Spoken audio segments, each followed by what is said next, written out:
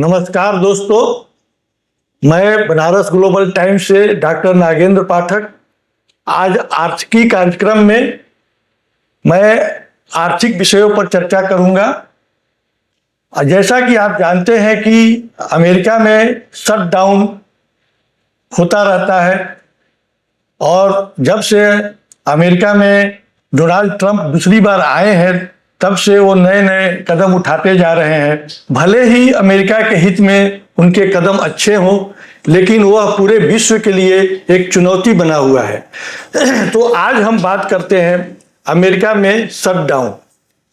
Shutdown क्या है, इसका अंतर्राष्ट्रीय स्तर पर क्या प्रभाव है, जनता पर क्या प्रभाव है, आज हम जानेंगे। हमारे स्टूडियो में खास मेहमान हैं श्री M.K. पांडे जी, जो आर्थिक मामलों के जानकार हैं और खास करके अंतर्राष्ट्रीय अर्थव्यवस्था के बारे में विशेष जानकारी रखते हैं।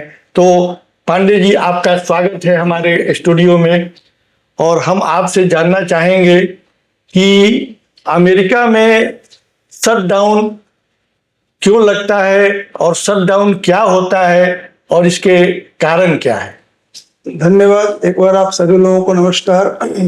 जैसा कि पाठक सर ने बताया है, अभी वर्तमान में भी अमेरिका में शटडाउन चल रहा है।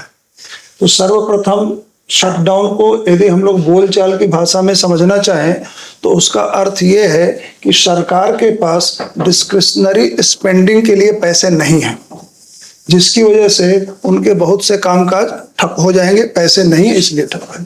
अब यहाँ पर एक सवाल उठता है कि पैसे क्यों नहीं है। तो अमेरिका का जो वित्तीय वर्ष है वो 1 अक्टूबर से लेकर के 30 सितंबर का होता है। तो सरकार को 1 अक्टूबर से पहले अपने अगले साल का बजट पास करा लेना होता है। यदि सरकार का बजट पास नहीं हुआ तो अगले वित्त वर्ष में खर्चा करने के लिए सरकार के पास पैसा नहीं होगा, तो निश्चित रूप से सरकार के बहुत से कार्यक्रम और उनके कार्यालय बंद हो जाएंगे। तो जो कार्यालय के बंद होने का और कार्यक्रम के बंद होने का जो नाम है, उसी को हम लोग शटडाउन के रूप में कहते हैं।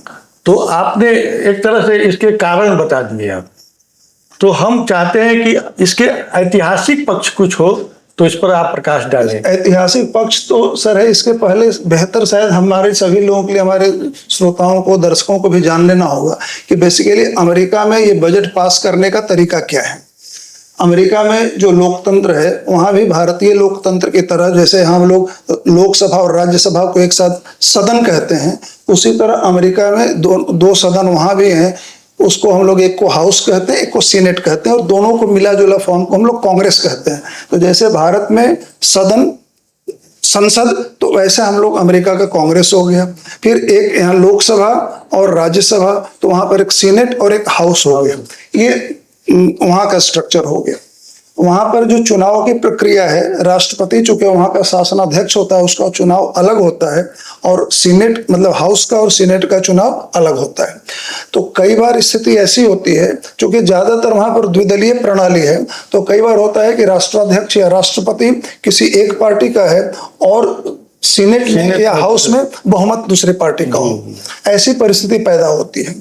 हालांकि अभी वर्तमान में राष्ट्रपति भी रिपब्लिकन है और दोनों हाउसेज में रिपब्लिकन का बहुमत है। फिर भी ये जो अड़चन है, सदन से पास कराने के लिए इनको सीनेट में 60% वोट चाहिए था, जो इनको नहीं मिल पाया। तो 60% वोट नहीं मिल पाया तो बजट नहीं पास हो पाया।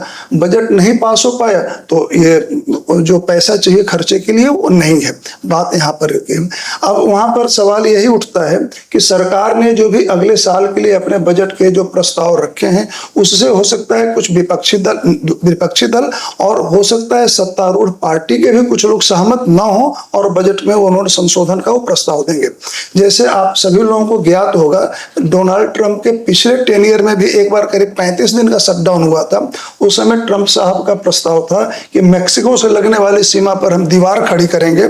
उसके लिए उन्होंने बजट का प्रावधान रखा था और जो डेमोक्रेटिक्स थे उसका समर्थन नहीं किया था, जिसकी वजह से 35 दिन तक अमेरिका में शटडाउन का दौर चला था। अभी इस बार का भी शटडाउन अभी 1 तारीख से लेकर के आज 8 तारीख में 1 हफ्ते से ज्यादा हो चुका है और अभी वो डेडलॉक उन लोगों का चल रहा है। तो वहां पर जो बजट पास करने का तरीका ये है और इसमें जहां कहीं भी कोई व्यवधान हो तो शटडाउन की स्थिति पैदा होती है। अच्छा, ये बताइए कि इसका अर्थव्यवस्था पर क्या प्रभाव पड़ता है और इससे जोड़कर अंतर्राष्ट्रीय स्तर पर इसका क्या प्रभाव पड़ता है, दोनों? देखिए, जैसा कि सरकार ने यदि काम करना बंद कर दिया, सरकार के काम बंद हो गए, तो सबसे पहली बात ये होती है कि वहां पर जो अनिवार्य सेवाएं हैं, अनिवार्य सेवा में जैसे मिलिट्री को मान लिया जाए और जो हॉस्पिटल्स में जो इमरजेंसी सर्विसेज है उनको मान लिया जाए, ऐसे जो इमरजेंसी सर्विसेज हैं, एसेंशियल सर्विसेज हैं, वो सभी बिना वेतन के वो लोग काम करते रहते हैं और बाकी जो अवॉइडेबल सर्विसेज हैं उनके कर्मचारियों को एक कहा जाए छुट्टी पर भेज दिया जाता है, अवैतनिक छुट्टी पर भेज दिया जाता है। तो अब अर्थव्यवस्था पर तत्काल प्रभाव हुआ कि यदि तुरंत वहां पर लॉस हुआ, जॉब लॉस हुआ, तो उन लोगों के पास आमदनी कम होगी, आमदनी कम होगी तो वहां पर अमेरिका की जो अर्थव्यवस्था है वो बचत ड्रिवन नहीं है। लोग देहात मतलब हम लोग इंडिया की भाषा में रोज कुआं रोज खोदो और पानी पीने वाली स्थिति है। वहां पर बजट कल्चर लोगों के पास कम है। यदि महीने में सैलरी नहीं मिली तो उस महीने अगले महीने उनका कार्य प्रणाली रुक जाती है। तो एक बड़े स्केल पर जॉब लॉस होगा। नॉन एसेंशियल सर्विसेज यदि बंद हो जाएंगे तो जनता को भी तकलीफ होने लगेगी। तो इसका मिला जुला अर्थव्यवस्था पर तो बुरा प्रभाव पड़ेगा ही पड़ेगा। और जहां तक सवाल है अंतर्राष्ट्रीय साख का, तो जहां कहीं भी देश की दुनिया की सबसे बड़ी अर्थव्यवस्था जो मानी जाती है अमेरिका, सबसे शक्तिशाली अर्थव्यवस्था जो मानी जाती है, उसमें यदि सरकार काम करना बंद कर दे किसी कारण से तो निश्चित रूप से किसी भी हालत में अच्छा नहीं माना जाएगा, चाहे अमेरिका के लिए चाहे पूरे दुनिया में और अमेरिका की छवि के लिए खास करके। एक बात हमारे समझ में ये आ रहा है कि शायद सुनने में आया है कि सरकारी जो कर्मचारी हैं उनको शटडाउन के दौरान वेतन नहीं दिया जाता है। अगर नहीं दिया जाता है तो बाद में क्या उनको वेतन दिया जा सकता है, दिया गया है? जो एसेंशियल सर्विसेज में जो लोग काम कर रहे होते हैं अवैतनिक, उनको जरूर जब ये नॉर्मल से रिस्टोर होती है तो उनको दिया जाता है। लेकिन जिनको छुट्टी पर भेज दिया गया है उनको फिर से वेतन दिया जाए ये जरूरी नहीं है। फिर से उनको वापस नौकरी पर भी रखा जाए ये भी कोई जरूरी नहीं है। अच्छा, विश्व में कोई ऐसा देश है जहां पर ये शटडाउन की स्थिति आती होगी? एक बार 2014-15 में बेल्जियम में ऐसी स्थिति पैदा हुई थी जहां पर करीब करीब 1 साल तक स्थायी सरकार नहीं बन पाई थी। तो वहां थोड़ी बजट का कॉन्स्टेंट था और बहुत से जो मतलब इन्वेस्टमेंट के लिए या विकासोन्मुख जो कार्य होते हैं उस पर प्रभाव पड़ा था। और अन्यथा और ऐसा कोई देश नहीं जहां पर इस तरह की स्थिति का की जानकारी मिली हो। अच्छा, शटडाउन का कोई सकारात्मक पहलू भी है?